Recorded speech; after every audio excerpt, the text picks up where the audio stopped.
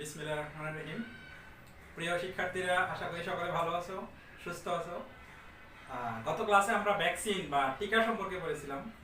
আজকে আমরা একটা নতুন টপিকস পড়ব, সেটা হচ্ছে সহজাত ও অর্জিত প্রতিরক্ষা বা অনাক্রম্যতা। খেয়াল করো টপিকসটা, সহজাত ও অর্জিত অনাক্রম্যতা। অনাক্রম্যতা বলতে আমরা আসলে কি বুঝি? কোনো অণুজীব বা কোনো জীবাণু আমাদের দেহে যাতে কোনো রোগ তৈরি করতে না পারে এরকম একটা ব্যবস্থা গড়ে ওঠার নাম হচ্ছে অনাক্রম্যতা। তাহলে অনাক্রম্যতা প্রতিষ্ঠিত হলে আমাদের দেহে কোনো রোগ সংক্রমণ হবে না। দুই ধরনের অনাক্রম্যতা রয়েছে, একটি হচ্ছে সহজাত অনাক্রম্যতা এবং অপরটি হচ্ছে অর্জিত অনাক্রম্যতা। সহজাত এই কথাটা থেকে তোমরা বুঝতে পারো সহজাত মানে কি? জন্মের সময় প্রাপ্ত। জন্মের সময় অনাক্রম্যতার যে উপাদানগুলো নিয়ে শিশু জন্মগ্রহণ করে সে প্রত্যেকটা উপাদানই হচ্ছে কি? সহজাত অনাক্রম্যতার উপাদান। সহজাত অনাক্রম্যতার কতগুলো উপাদান রয়েছে খেয়াল করো। প্রথমত হচ্ছে প্রতিবন্ধক। আমাদের দেহে নানা ধরনের ভৌত ও রাসায়নিক প্রতিবন্ধক রয়েছে যেগুলো জীবাণু প্রবেশে বাধা দিয়ে থাকে।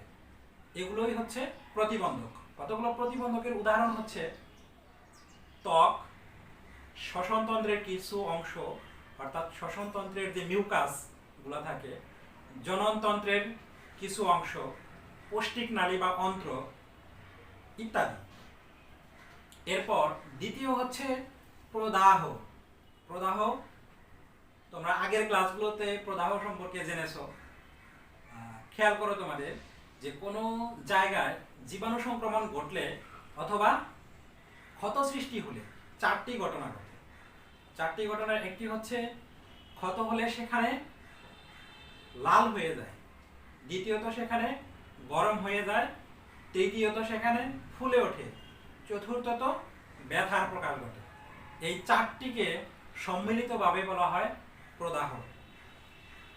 এই প্রদাহ এর ফলে যেই জায়গায় প্রদাহ সারাটা তৈরি হয় সেই জায়গায় জীবাণু আক্রমণ করতে পারে না, জীবাণু বাধাপ্রাপ্ত হয়।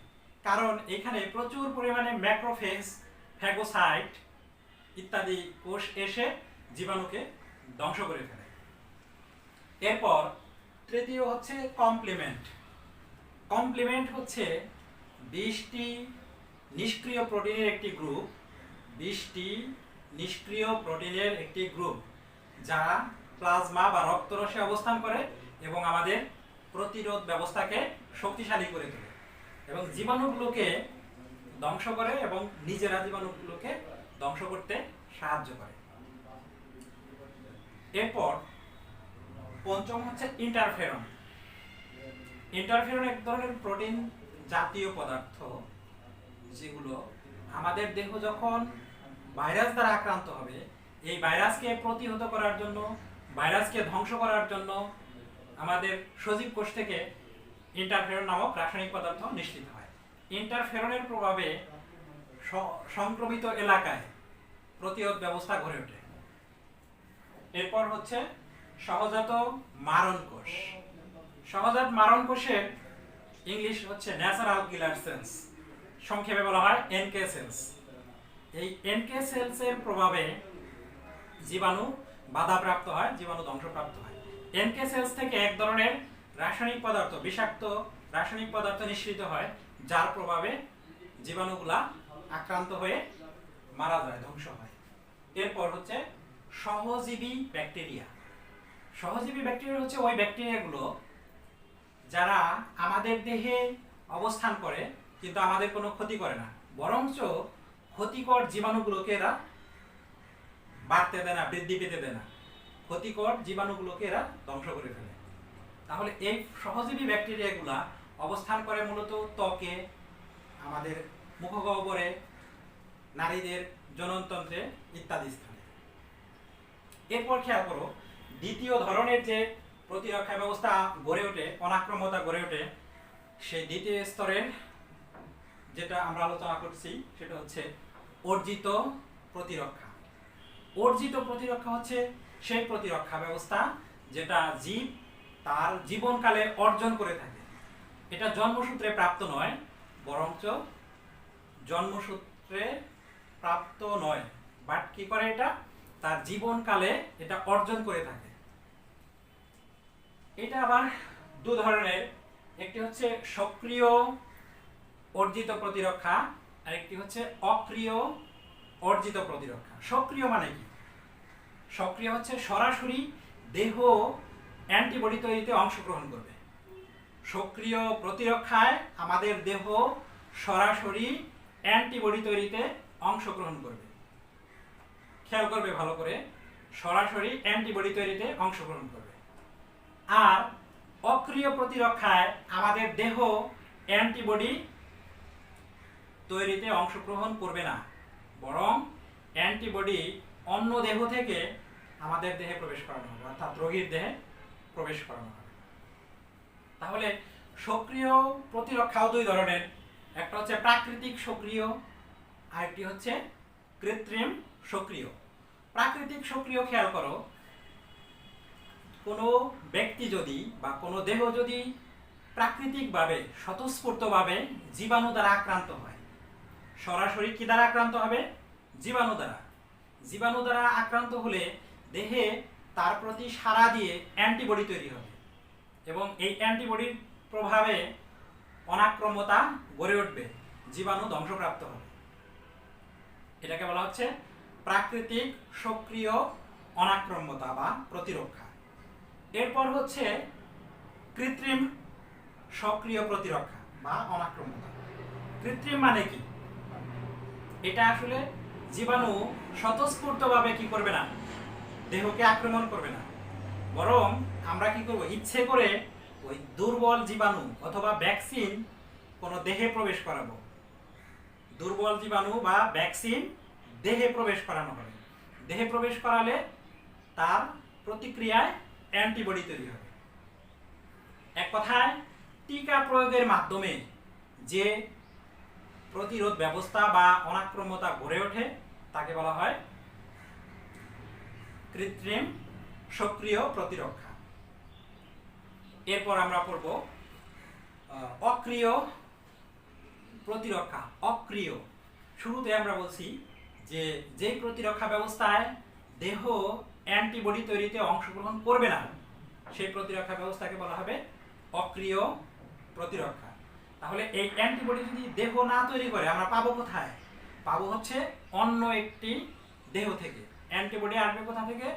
অন্য একটি দেহ থেকে, এসে রোগ প্রতিরোধ ব্যবস্থাকে শক্তিশালী করবে। এক্ষেত্রেও দুই প্রকার, একটি হচ্ছে প্রাকৃতিক অক্রিয় প্রতিরক্ষা আর একটি হচ্ছে কৃত্রিম অক্রিয় প্রতিরক্ষা। খেয়াল করো, প্রাকৃতিক হচ্ছে প্রাকৃতিক ঘটনা, যেমন শিশু মায়ের দুধ পান করবে, এটা স্বাভাবিক। তাহলে শিশু মায়ের দুধ পান করার সময় অ্যান্টিবডি যদি শিশুর দেহে প্রবেশ করে, তাহলে শিশুর দেহে কি হবে? প্রতিরোধ ব্যবস্থা বা অনাক্রম্যতা গড়ে উঠবে। এটাকে বলা হবে প্রাকৃতিক অক্রিয় প্রতিরক্ষা। তাহলে অ্যান্টিবডিটা ছিল হচ্ছে মায়ের দেহে, সেটা থেকে আসলো হচ্ছে শিশুর দেহে, তার মানে ভিন্ন দেহে আসলো। ভিন্ন দেহে অ্যান্টিবডি আসলে এবং প্রতিরক্ষা ব্যবস্থা গড়ে উঠলে এটাকে কি বলা হয়? অক্রিয়। আর এটি যেহেতু প্রাকৃতিক ঘটনা, সেজন্য হচ্ছে এটি প্রাকৃতিক অক্রিয় প্রতিরক্ষা। এরপর সর্বশেষ পর্ব হচ্ছে আমরা কৃত্রিম অক্রিয় প্রতিরক্ষা। অক্রিয়, অক্রিয় বলতে আমরা যেটা বুঝি, অন্য দেহ থেকে অ্যান্টিবডি প্রবেশ করবে এবং প্রতিরোধ ব্যবস্থা গড়ে তুলবে। তাহলে এখানে প্রাকৃতিক না, কৃত্রিম ভাবে অন্য জীব দেহ থেকে বা মানব দেহ থেকে পেশেন্টের দেহে অথবা যার দেহে প্রতিরোধ ব্যবস্থা গড়ে তোলা হবে, তার দেহ যদি আমরা অ্যান্টিবডি নিয়ে থাকি, অ্যান্টিবডি প্রয়োগের মাধ্যমে তাকে কি করে তোলা হবে? প্রতিরোধী করে তোলা হবে, রোগের প্রতি প্রতিরোধী বা অনাক্রম্য করে তোলা হবে। এটাকে বলা হবে কৃত্রিম অক্রিয় প্রতিরক্ষা। কৃত্রিম অক্রিয় প্রতিরক্ষায় কি করা হবে? অ্যান্টিবডিটা এক দেহ থেকে অন্য দেহে প্রবেশ করানো হবে। তাহলে যে দেহে অ্যান্টিবডি থাকবে অথবা অন্য দেহ থেকে আনা হবে, সেই দেহগুলোতে কি তৈরি হবে? অনাক্রম্যতা ব্যবস্থা প্রতিষ্ঠিত হবে বা অনাক্রম্যতা গড়ে উঠবে।